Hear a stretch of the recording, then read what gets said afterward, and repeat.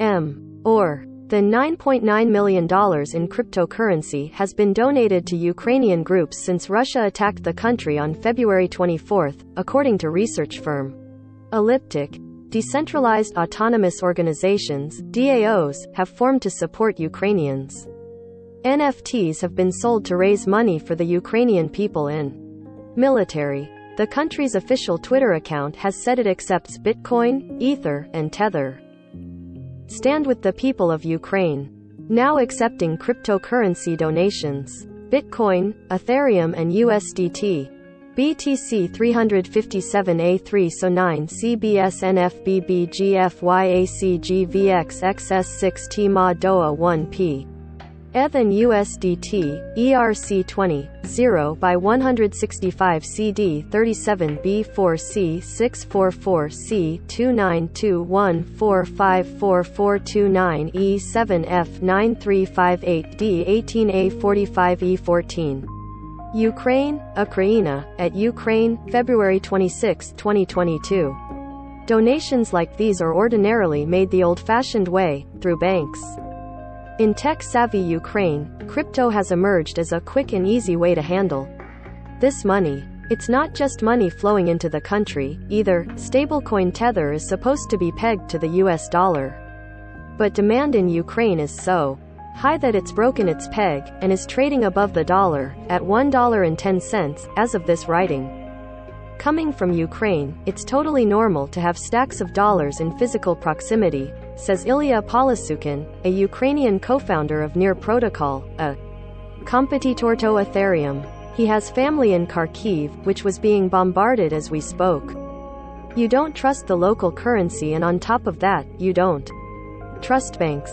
That makes Ukraine a natural place for cryptocurrency adoption. Tether is particularly popular, partly because so many Ukrainians were used to working with the dollar as a reserve currency. Ukraine is known for its tech talent, with more than 200,000 tech workers, and its IT export business did $6.8 billion in volume last year. It also officially legitimized Bitcoin and other cryptocurrencies last year, in a law regulating digital financial assets and providing fraud protection for Ukrainians. Previously, crypto existed in a gray area where people could transact, but companies and exchanges doing so attracted law enforcement attention. The country ranked 4th on Chainalysis Global Crypto Adoption Index, behind only Vietnam, India and Pakistan, and about $8 billion of cryptocurrency passes through the country annually.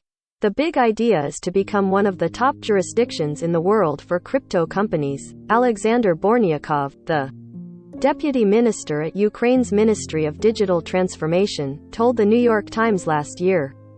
When Polasukin was in Ukraine last year, he was surprised to see that crypto had proliferated widely, even among people who aren't working on crypto projects. He noted that Tether is particularly popular, partly because so many Ukrainians were used to working with the dollar as a reserve currency. There was another factor: the relative paucity of investment options. Besides the real estate market, the only other opportunity to invest is actually crypto. That may explain why so many cryptocurrency and Web3 proponents have rallied around the country since the February 24 invasion. Though there are concerns that Russian companies may also use cryptocurrency to evade sanctions, the Bank of Russia has been pushing for a ban on cryptocurrencies. Instead, it favors the digital ruble. So when Ukraine's central bank suspended digital cash transfers and limited cash withdrawals, crypto, alongside the dollar, gold, and silver, became a viable option for making transactions.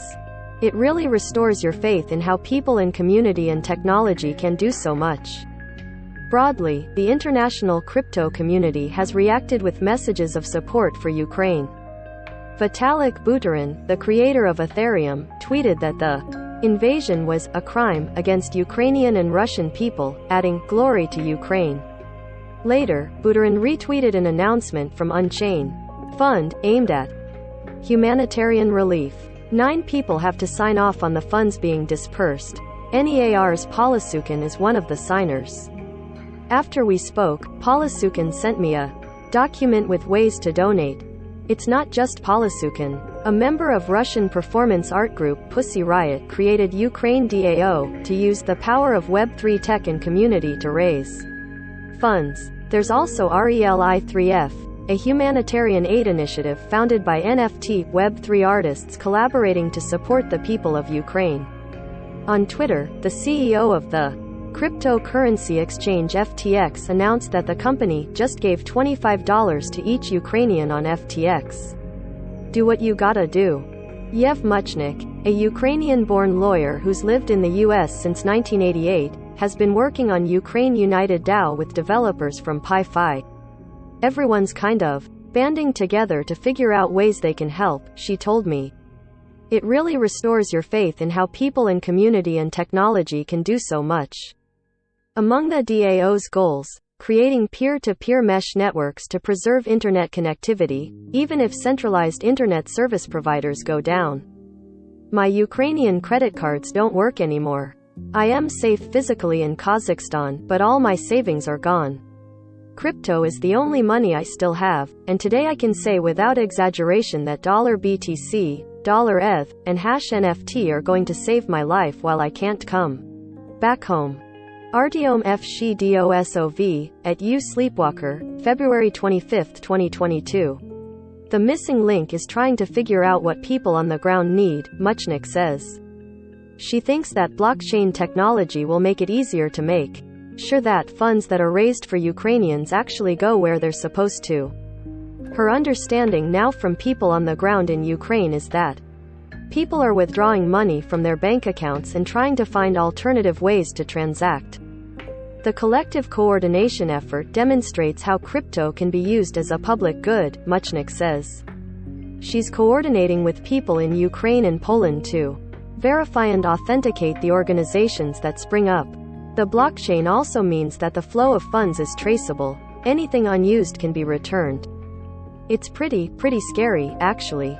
Alexei Stoyko runs a popular Telegram channel in Ukraine about cryptocurrency, which he created after being inspired by Bankless, a media organization focused on crypto. It exploded in popularity about a year and a half ago, he told me from his home in the western part of the country.